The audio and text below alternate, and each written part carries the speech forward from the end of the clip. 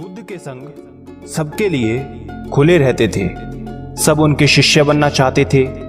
कुछ लोगों को बुद्ध सीधे अपने संघ में शामिल कर लेते थे, तो कुछ को कहते थे तुम एक दिन रात के लिए शमशान में जाकर रहो। इसी प्रकार एक व्यक्ति बुद्ध के पास आया और कहा, मुझे अपना शिष्य बनाए। बुद्ध ने उस व्यक्ति से कहा, तुम्हें मेरा शिष्य बनने के लिए एक दिन पूरा शमशान में बिताना होगा और तुम वहां जो भी सीखोगे मुझे आकर बताना होगा। उसके बाद ही तुम संघ में शामिल हो पाओगे। वो व्यक्ति ये सुन घबरा गया। उसने बुद्ध से कहा, दिन में तो ठीक है, लेकिन रात में शमशान में रहना खतरनाक है। बुद्ध ने कहा, कैसा खतरा? व्यक्ति ने कहा, वहां भूत प्रेत होंगे, वो मुझे पकड़ लेंगे।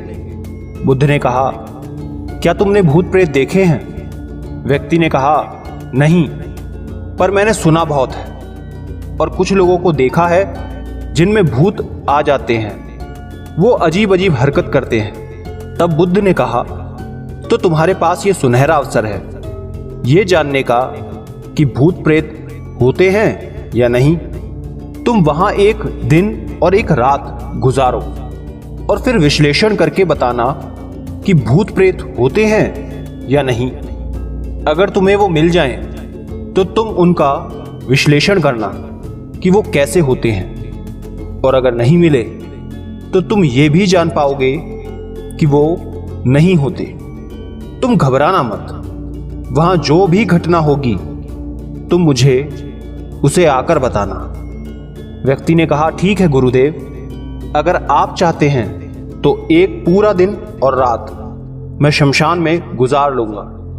बुद्ध ने कहा, ठीक है, अभी तुम आश्रम में आराम करो और कल सुबह ही शमशान के लिए निकल जाना। बुद्ध ने अपने 4 शिष्यों को कहा कि वो व्यक्ति कल शमशान जाएगा, तुम उसके पीछे जाना और उस पर नजर रखना, उसका ध्यान रखना, पर याद रहे उसे ये बात पता ना चले कि तुम उसके पीछे गए हो। अगले दिन वो व्यक्ति बुद्ध के पास गया और बोला, जैसा आपने कहा था मैं शमशान के लिए निकल रहा हूं। बुद्ध ने उस व्यक्ति से कहा, ठीक है, अब तुम जा सकते हो। वो व्यक्ति शमशान गया। अगले दिन वो व्यक्ति बुद्ध के पास आया। बुद्ध उसे देख मुस्कुराए और बोले कि तुमने एक पूरा दिन पूरी रात वहां गुजारी, तुमने क्या देखा और सीखा? व्यक्ति ने कहा, मैं वहां सुबह सुबह गया। कुछ देर बाद मैंने देखा कि कुछ लोग एक अर्थी लेकर आ रहे हैं। कुछ लोग सामान्य थे तो कुछ लोग बेहद खुश थे। वो कह रहे थे कि उस व्यक्ति ने अच्छे कर्म किए हैं, ये बहुत किस्मत वाला है। उस बुजुर्ग के बेटे ने अपने पिता की चिता को अग्नि दी। वो कुछ देर वहां खड़ा रहा। उसके बाद एक एक करके सब लोग जाने लगे। थोड़ी देर बाद वहां 2 और अर्थी आईं, जिसमें एक अर्थी किसी अमीर व्यक्ति की थी जो बहुत सजी धजी थी। उसमें बहुत सारे लोग थे, जबकि दूसरी किसी गरीब व्यक्ति की थी जो बेहद साधारण थी। उसमें कुछ ही लोग थे। अमीर व्यक्ति की चिता चंदन की लकड़ी पर जलाई गई, जबकि गरीब व्यक्ति की साधारण लकड़ी से।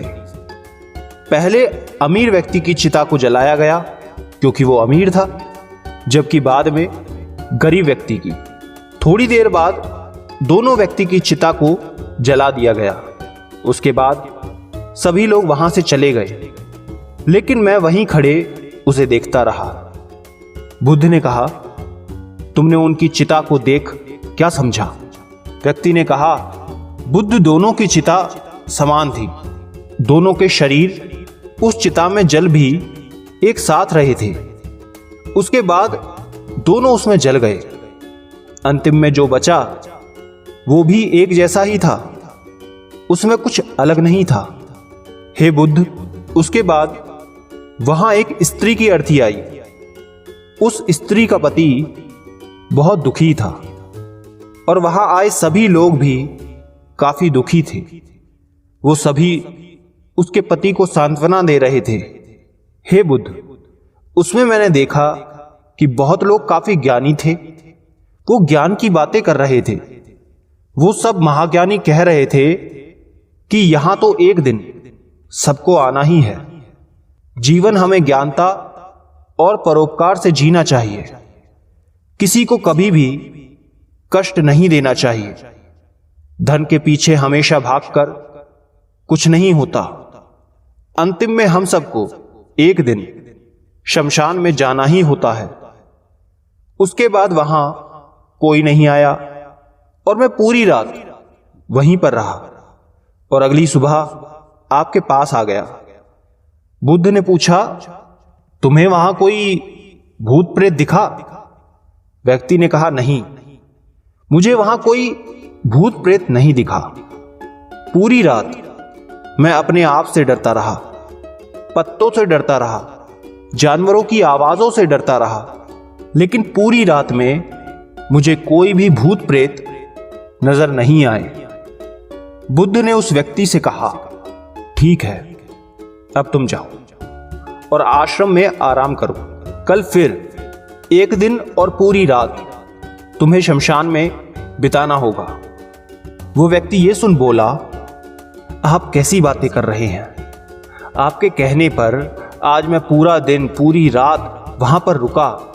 वो समय मैंने कैसे काटा है मैं ही जानता हूं। अब मैं दोबारा वहां नहीं जाऊंगा।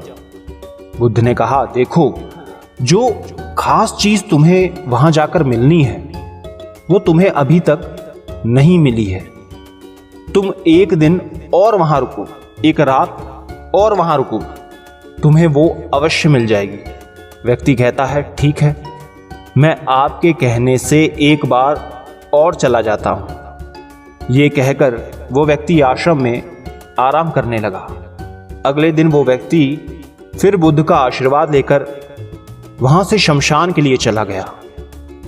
एक पूरा दिन बिताकर वो अगले दिन फिर बुद्ध के पास आया। बुद्ध ने पूछा, तो तुम्हें वो चीज मिली? व्यक्ति ने कहा, हां, मुझे वो मिल गई। बुद्ध ने पूछा, तो बताओ, तुम्हें वहां क्या मिला?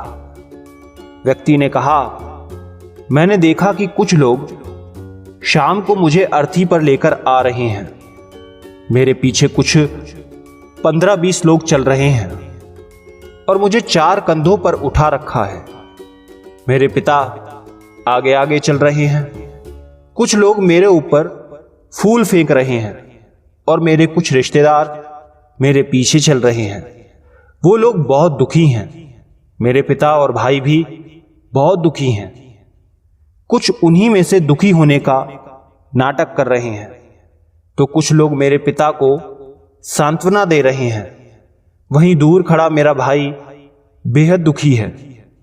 कुछ लोग उसे सांत्वना देकर बोल रहे हैं कि तुम ही अब सबके इकलौते वारिस हो।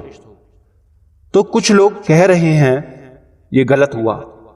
वो लड़का तो अभी जवान था, अभी तो उसने कुछ देखा भी नहीं था और उसके साथ ऐसी घटना हो गई। तभी मुझे अर्थी पर लिटा दिया गया और सारा क्रियाक्रम किया जाने लगा। मैं ये सब अर्थी पर लेटे देख रहा था। मैंने उस अर्थी से उठना चाहा, लेकिन मैं उठ नहीं सका। मैं सांस लेना चाहता था, लेकिन सांस नहीं ले पा रहा था, क्योंकि मेरे अंदर सांस नहीं थी। मैं अपने पिता को गले लगाना चाहता था, लेकिन मैं उठ नहीं सकता था। मैं अपने भाई को गले लगाना चाहता था, उसे कहना चाहता था कि तुम माता पिता का ध्यान रखना, लेकिन मैं बस लेटा देख रहा था, कुछ कर नहीं सकता था। उसके बाद मेरी चिता पर लकड़ियां सजाई जा रही थी। मेरा मुंह भी ढक दिया गया। मुझे अब उस चादर के पार कुछ नहीं दिखाई दे रहा। फिर उसके बाद मुझे गर्मी महसूस होने लगी। फिर मैंने देखा कि मुझे जलाया जा रहा है। मेरे हाथ पैर जलने लगे, मेरी हड्डियां, खाल सब जलने लगी। धीरे धीरे अग्नि और ज्यादा बढ़ गई थी। मैं वहां से उठना चाहता था, मेरा दम घुट रहा था, मैं सांस लेना चाहता था, लेकिन मैं ऐसा कुछ नहीं कर पा रहा था। मैं उस अग्नि में पूरी तरह खो गया। मैं पूरी रात खुद को ऐसे ही जलता देखता रहा। मैंने देखा कि अंतिम रूप से मेरे पास केवल मेरी राख ही बची हुई है। उस पूरी रात ना तो मैं डरा, ना ही मुझे डर का एहसास हुआ। पता नहीं कहां मैं पूरी रात खोया हुआ था, और सुबह होते ही मैं आपके पास आ गया। बुद्ध मुस्कुराए और बोले कि अब तुम संघ में शामिल हो सकते हो, और वास्तव में ध्यान और ज्ञान होने के लिए ध्यान का बीज अंदर होना बहुत जरूरी है। वो बीज तुम्हें वहां कल रात मिला, जब तुमने जाना कि वहां सब कुछ नश्वर है।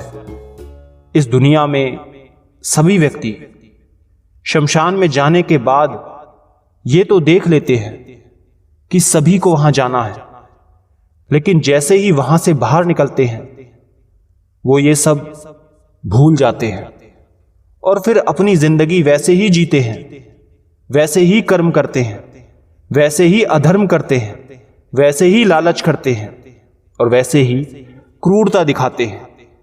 और जैसे ही शमशान में जाते हैं सब धार्मिक हो जाते हैं। पहली बार जब तुम शमशान में गए तो तुम भी उन्हीं ज्ञानी व्यक्तियों की तरह थे, जैसे कि वहां सभी महाज्ञानी व्यक्ति आते हैं।